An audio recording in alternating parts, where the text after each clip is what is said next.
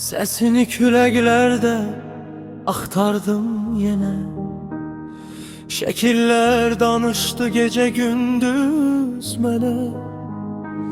Bir vaxt sonsuz dediğin o sevgiden İndi sadece iz kalıp yüreğimde. Mən gedəndə yağış yağırdı şəhərə. Sən susurdun baxıb boş küçələrə.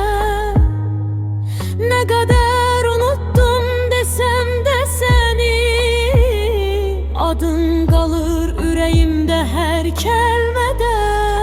Keçmişi sildim amma sen kaldın. Yarımçıq arzular kimi yandım. Sevgi bitti sen ya ağlayırıq. İkimiz de ayrı yine darıxırıq. Keçmişi sildim, xatirəm silinmədi. Bu ürək sənsiz heç kimə isinmədi. Geceler susur, şekiller danışır. Seni unutmak mənə yaraşmır.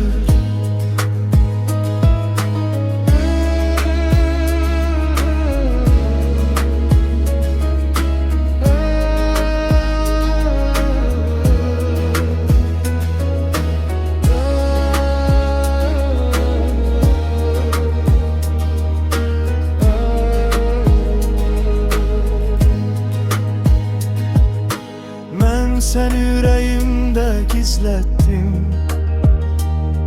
Hamıya güldüm, hayalimde seni çektim. Bir gün qayıdarsan diye pencerede ümid oldum özüme her gecede. Mən də çox dəyişdim o gedən gündən. Səni soruşuram mahnılardan mən. Başkasına baksam belalım mı? Sen gedenden hiç kim sevgi sayılır. Geçmişi sildim ama sen kaldın. Yarımçıq arzular kimi yandım.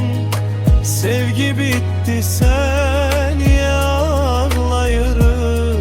İkimiz de ayrı yine darıxırıq.